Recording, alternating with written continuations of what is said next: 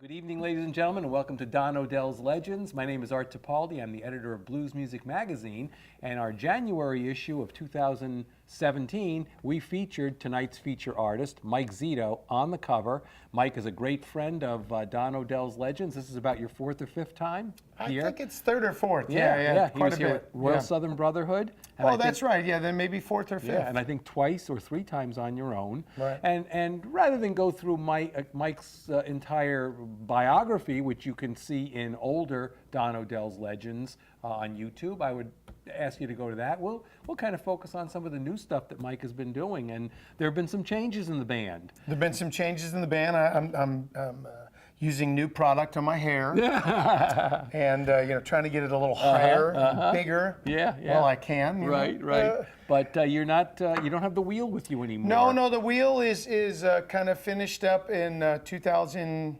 I get my years mixed up. So last year in the fall, we kind of wrapped that up. Yeah. Mostly due to just difficult for me to manage. Everyone kind of moved away and kind of got on their own areas, and it was harder to fly everyone in. We used to drive. Right. And, it's just the cost of doing business sometimes. Everyone was kind of moving on. Yeah.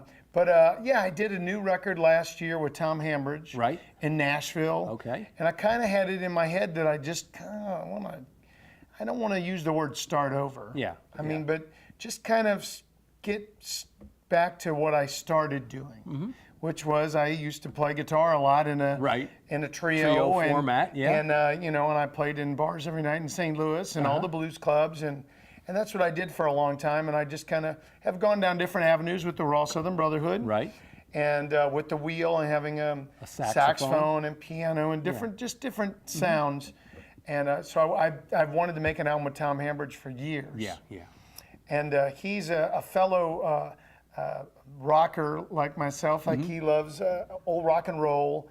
And I said, man, let's make a record and just kind of help me. I honestly, I had a hard time writing material or coming up with ideas that were guitar oriented, if that makes sense. I've been writing songs for so long, I write on acoustic a lot. Okay. And I just kind of... Were you writing those songs like with the Royal Southern and Cyril in mind, or writing those songs with a saxophone and a keyboard in mind? The majority of the way that I write songs, it's just over time, that's just the way that I've learned to write songs, is when I was younger and a kid, I would write a riff, like a... a little thing, and then I would come up with the song. And what I found is over the years, more into the lyrical content of the songwriting, that I pick up an acoustic guitar and I start to think about the story and what I want to tell and the melody, and I just kind of accompany myself. And then that's a great way to bring a song to a group of musicians and then kind of let everyone take part in the music. To fill it in, What happened is the songs are less kind of a guitar oriented or riff, like a good riff, and I mean, I just really over 20 years have kind of moved away from that. Just hadn't even really thought about it. So when the time came, I thought, wow, I need to write some. I want to write some.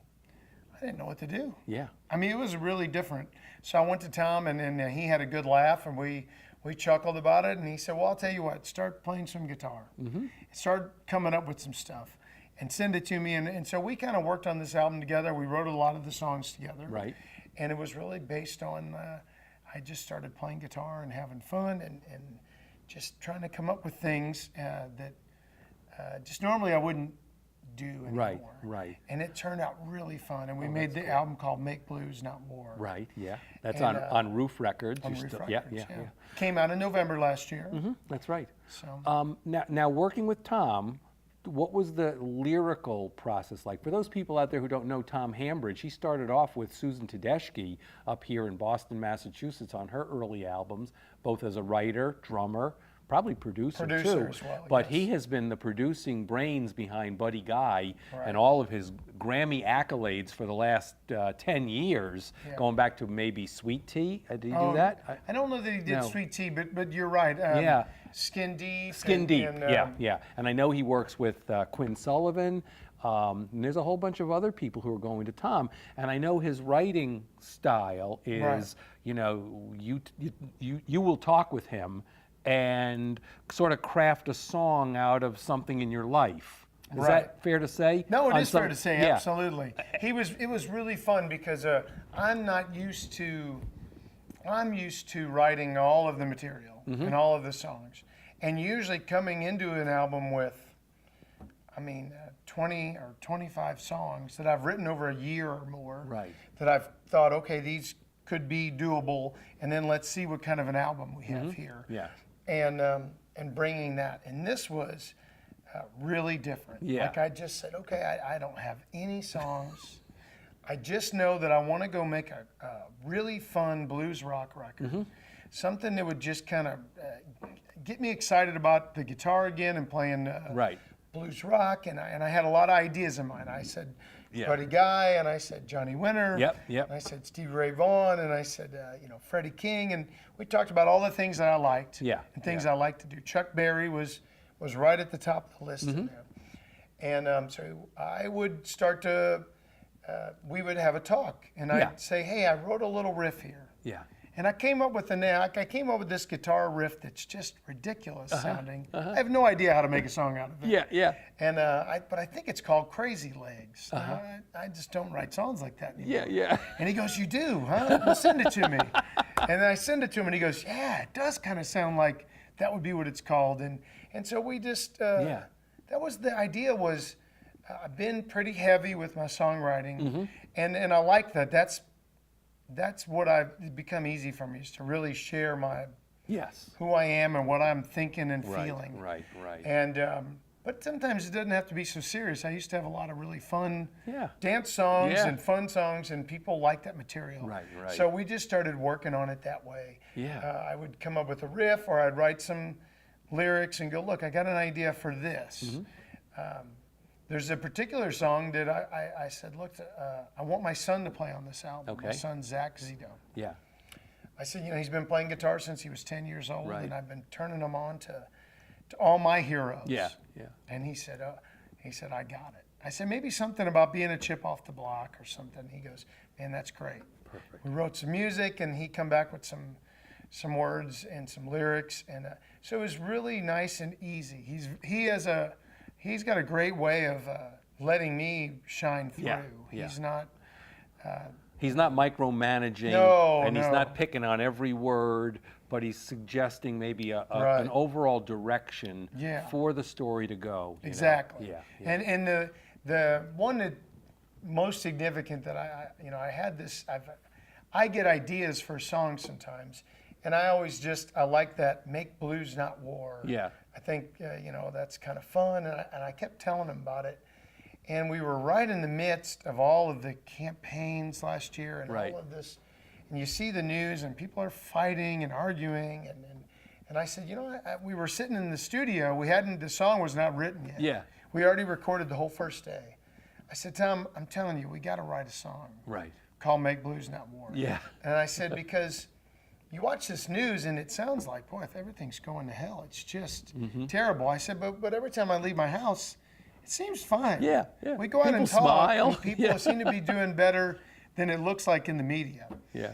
And we started laughing about, it's kind of like that, with your significant other at home, sometimes you got to go outside and get some fresh air, and you come back in and go like, hey, come on, baby, what are we fighting about? And we started laughing, and I picked the guitar up, and I just started, playing a very common, good Muddy Waters, Willie Dixon's type thing. Right. And we both started singing to each other and just laughing. And I think it's a great song. Yeah. I mean, I really cool. happy with that song. That's cool. It's lyrically, it's great. Yeah. And it was right musically, just what I wanted to do. Right. Did it get a nomination for Blues Music Song of the Year? No, it's still new. Oh, it's still new. It came out in November. That's right. So you'll be eligible in both counts. I will. Song, blues rock album, and then maybe anything else. Great hair in the great blues. hair. I don't know. When you're doing that, when you're sitting with Tom and you're banging back and forth, and you know, you're playing as you say, a Muddy Waters or Dixon riff, and you guys are riffing on lyrics. Are you recording that? So that you can sort of take the raw material and work with it, or do you have to remember? No, we are. We're like that. We're at the studio. Everyone's left. Yeah. It's 9 o'clock at night, and I'm like, we got to write this song. Yeah. We start, and the idea starts to really go somewhere. Like we find a good storyline. Like because it was important to me that I don't want to write a political song. No. I want it to be fun, and we turned it into this. The war at home. Right. You know, like, hey, let's get back to that's cool. To the good stuff. That's cool. And we found a theme, and once we did, and the lyrics start to come together. I grab my phone. Yeah. And then we put it on, and it's great. Now we all have this. Immediate digital recording device, and so I just put it on and grab the acoustic, and we both start. You know, I have all those, so I keep it, and then he goes, okay, you go back and you work on some lyrics, and I'll work on some lyrics. And the next day we picked out what we thought was going to make the best song, you know, how it would tell the story. And then even at the end there, we come out and we talk, we bring it, he's great. He came back and he says, you know, Robert Johnson, right out of the solo, it says, Robert Johnson, Muddy Waters said it too. B.B. King showed the world the blues is good for you. Oh, that's cool. And we kind of bring that back in, like, come on, like, let's, you know, get back to the music. Because the music makes us all get along. That's right. Everybody gets up. Yeah.